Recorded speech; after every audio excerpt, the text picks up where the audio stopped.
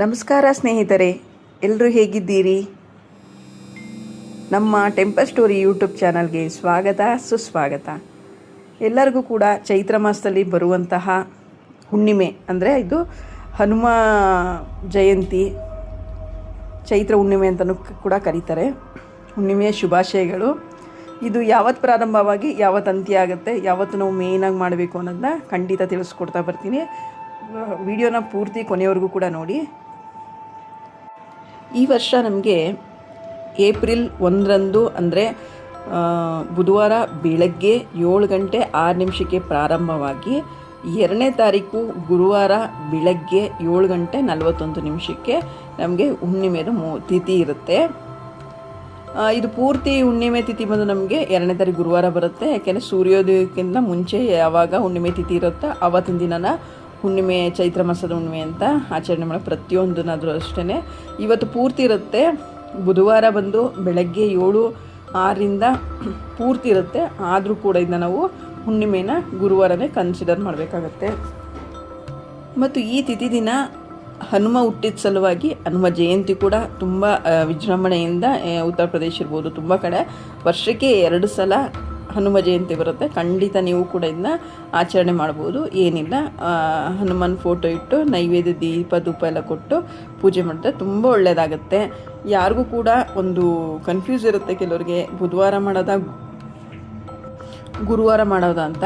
ಏಕೆಂದರೆ ಕೆಲವೊಬ್ಬರು ಕ್ಯಾಲೆಂಡರಲ್ಲಿ 1ನೇ ತಾರೀಕು 2ನೇ ತಾರೀಕು 2 ದಿನವೂ ಕೊಟ್ಟಿದ್ದಾರೆ. ಕೆಲವ್ರ ಕ್ಯಾಲೆಂಡರಲ್ಲಿ 2ನೇ ತಾರೀಕು ಮಾತ್ರ ಕೊಟ್ಟಿರ್ತಾರೆ. ಆದರೆ ಜಾಸ್ತಿ ಪೂರ್ತಿ ದಿನ ಇರೋದು ಬುಧವಾರ 1ನೇ ತಾರೀಕೆ ಜಾಸ್ತಿ ಪೂರ್ತಿ ದಿನ ಹುಣ್ಣಿಮೆ ತಿಥಿ ನಮಗೆ ಸಿಗುತ್ತೆ.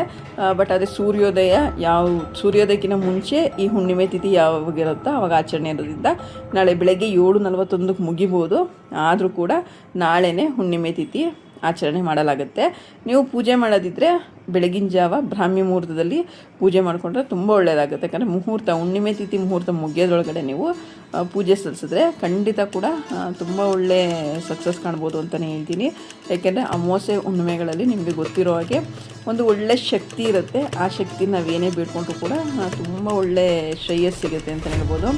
ಯಾರಿಗಾದರೂ ಆರೋಗ್ಯ ಸಮಸ್ಯೆ ಇದ್ದರೆ, ಇಲ್ಲ ಹಣಕಾಸು ಸಮಸ್ಯೆ ಇದ್ದರೆ, ಮತ್ತು ಕೆಟ್ಟ ಕನಸು ಬೀಳ್ತಾ ಇರುತ್ತೆ ಅನ್ನೋರು ಖಂಡಿತ ನೀವು ಆಂಜನೇಯ ಸ್ವಾಮಿ ದೇವಸ್ಥಾನಕ್ಕೆ ಹೋಗಿ ಬಂದಂತೂ ಇನ್ನೂ ತುಂಬ ಒಳ್ಳೆಯದಾಗುತ್ತೆ ಅಂತಲೇ ಹೇಳ್ಬೋದು.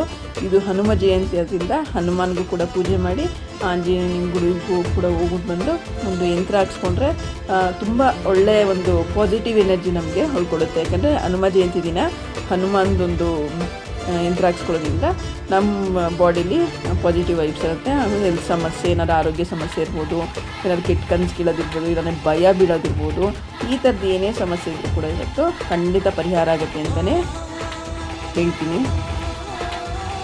ಹಾಗೆ ಇಂದು ಬೆಂಗಳೂರಲ್ಲಿ ವಿಜೃಂಭಣೆ ಅದ್ಧೂರಿಯಾಗಿ ಬೆಂಗಳೂರು ಕರಗ ಕೂಡ ನಡೆಯುತ್ತೆ. ನಿಮಗೆ ಗೊತ್ತಿರುತ್ತೆ ಬೆಂಗಳೂರು ಕರಗ ಎಷ್ಟು ಪ್ರಸಿದ್ಧಿ ಅಂತ. ಅಷ್ಟು ಪ್ರಸಿದ್ಧಿ ಇದೆ, ಅದಕ್ಕೆ ಆದಂಥ ಹಿನ್ನೆಲೆಗಳು ಕೂಡ ಇರುತ್ತೆ.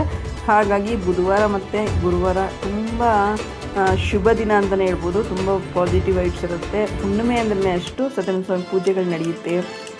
ಮತ್ತು ಒಂಥರ ಎಲ್ಲ ಗಣೇಶನ ಪೂಜೆ ಇರ್ಬೋದು, ಸತ್ಯನಾರಾಯಣ ಸ್ವಾಮಿ ಪೂಜೆ ಇರ್ಬೋದು, ಎಲ್ಲ ಪ್ರತಿಯೊಂದು ಕೂಡ ಚೆನ್ನಾಗಿ ನಡೆಯುತ್ತೆ. ನಿಮಗೇನಾದ್ರು ಕಷ್ಟಗಳಿದ್ರೆ ಖಂಡಿತ ದೇವರಲ್ಲಿ ಬೇಡಿಕೊಂಡು ನೀವು ಭಕ್ತಿಯಿಂದ ಪೂಜೆಗಳು ಸಲ್ಲಿಸಿದ್ರೆ ಎಲ್ಲರಿಗೂ ಕೂಡ ಒಳ್ಳೆಯದಾಗುತ್ತೆ. ದೇವರೆಲ್ಲರಿಗೂ ಆರೋಗ್ಯ ಆಯಿಸ್ಕೊಟ್ಟು ಕಾಪಾಡಲಿ. ನೀವೇನೇನು ಅಂದ್ಕೊಂಡಿರ್ತೀರ ನಿಮ್ಮ ಕನಸೆಲ್ಲ ನನಸಾಗಲಿ ಅಂತ ಹೇಳ್ತೀನಿ. ನಿಮಗೆ ಈ ವಿಡಿಯೋ ಖಂಡಿತ ಇಷ್ಟ ಆಗಿರುತ್ತೆ ಅಂತ ಅಂದ್ಕೊಳ್ತೀನಿ. ಇಷ್ಟ ಏನಾಗಿದ್ದರೆ ಲೈಕು, ಶೇರು, ಕಮೆಂಟ್ ಮಾಡಿ. ಹಾಗೆ ಸಬ್ಸ್ಕ್ರೈಬ್ ಮಾಡದೆ ನೋಡ್ತಾ ಇರೋರು ಖಂಡಿತ ಸಬ್ಸ್ಕ್ರೈಬ್ ಮಾಡ್ಕೊಂಡು ನೋಡಿ. ಇನ್ನೂ ಮುಂದೆ ಪವಾಡ ಕ್ಷೇತ್ರಗಳಿರ್ಬೋದು, ಆಧ್ಯಾತ್ಮಿಕ ವಿಷಯಗಳಿರ್ಬೋದು, ಇನ್ನೂ ನಿಮಗೆ ತಿಳಿಯದಿರುವ ವಿಷಯಗಳನ್ನ ತಿಳಿಸ್ಕೊಡ್ಲಿಕ್ಕೆ ನಾನು ಖಂಡಿತ ಪ್ರಯತ್ನ ಮಾಡ್ತೀನಿ.